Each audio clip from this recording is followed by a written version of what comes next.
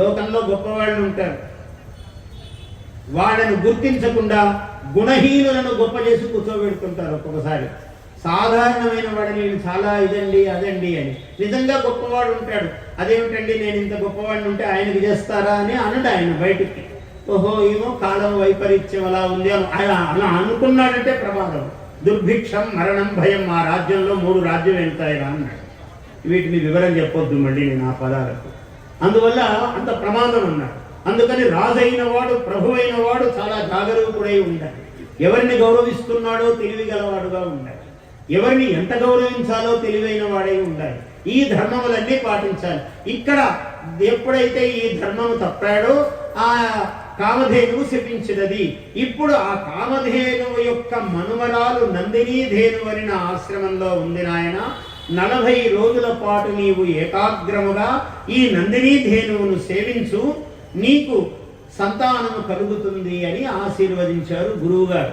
ఇలా చెబుతూ ఉండగానే అప్పుడు అడవికి మేతకు తోలుకుపోయారు ఆవును. అది అప్పుడే వస్తోంది.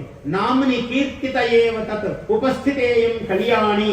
ఈ శబ్దాలు ఎంత గొప్పవి అంటే మీకు అవి చదివి చెప్తూ ఉన్నా. నా మనస్సులో నేను జీవితం అంతా చదవడమే చేశాను, అందువల్ల అవన్నీ నాకు వస్తూ ఉన్నాయి. ఈ శబ్దాలు వినడం పుణ్యం మీకు. అందుచేత ఉపస్థితేయం కళ్యాణి, ఆ కళ్యాణ స్వరూపిణి అయినటువంటి గోమాత అప్పుడే వచ్చిందట అడవి నుంచి. దాని కొమ్ములు ఎలా ఉన్నాయంటే ఇలా ఉన్నాయట. కాళిదాసు వర్ణనం చెప్పాలా, ఇంకా మహాద్భుతంగా వర్ణించాడు. ఇలా శృంగాంతరం ద్వారమివ అర్థసిద్ధే అన్నాడు. ఏమన్నాడు మొదట? అయ్యా ఎవరినన్నా అంటాం కదా, ఈ రండి రండి, ఇప్పుడే మీ గురించే అనుకుంటున్నాం, మీరు వచ్చారు, మీకు 100 ఏళ్ళు అంటాం మనం ఒక్కోసారి. కానీ మనం అన్ని మంచి మాటలే మాట్లాడుకోవడం. అప్పటి వరకు వాడి గురించి ఆయన అట్లాంటి వాడు ఇట్లాంటి వాడిని మాట్లాడుకుంటాం. కనపడగానే మీ గురించి ఇప్పుడే మాట్లాడుతున్నాం అంటే బాగా తిట్టుకున్నారా అంటాడు. అవతల వాడికి కూడా అంత నమ్మకం, బాగా తిట్టుకున్నారా నన్ను గురించి అంటాడు. అట్లా అనుకుంటుండగానే ఎవరైనా వస్తే, ఇలా మీ పేరు అనుకుంటుండగానే మీరు వచ్చారండి, మీకు 100 ఏళ్ళు 1000 ఏళ్ళు అనుకుంటారు. ఇది గొప్ప లక్షణం, కార్యసిద్ధికి లక్షణం. అలా ఇలా నందినీ ధేనువు ఉన్నది అని చెబుతుండగానే నందినీ ధేనువు వచ్చింది సాయంకాలం. అలా ఇంటికి రాగానే దాని కొమ్ములు ఇలా ఉన్నాయన్నారు. చాలా సొగసుగా ఉన్నాయి 2 కొమ్ములు ఆవుకు. ఉంటే ఎలా ఉన్నదయ్యా అంటే శృంగాంతరం ద్వారమివ అర్థసిద్ధే, నీకు కార్యసిద్ధికి ద్వారముల వలె ఉన్నాయ్యా ఈ కొమ్ములు అన్నాడు. ద్వారం ఎట్లుంటుంది?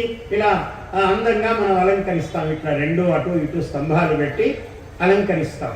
అటువంటి నీ కార్యసిద్ధికి ద్వారముల వలె ఉన్నాయి ఈ కొమ్ములు అని కాళిదాసు అభివర్ణించాడు.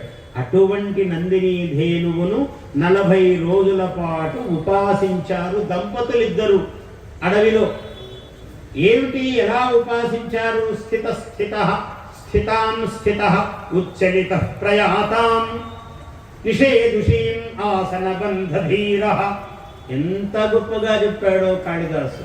స్థితాం, ఆ గోవు నిలబడితే ఆయన నిలబడతాడు, ఎన్ని గంటలు నిలబడినా నిలబడతాడు. అది ఇంకా అక్కడ నిలబడింది కదా, కాసేపు కూర్చోవచ్చు కదా అని కూర్చోడు. ఉచ్చలిత ప్రయాతాం, అది కదిలితే ఈయన కదులుతాడు. నిషేదుషీం, అది కూర్చుంటే ఆసనబంధధీర, అప్పుడు ఈయన కూర్చుంటాడు. ఇలా 40 రోజులు సేవ చేశాడు ఆ నందినీ ధేనువును. గోవు అంటే ఎంత మహాత్మ్యం, ఎంత గొప్పతనము గోవు. Please subscribe to our YouTube channel. Like and share this video.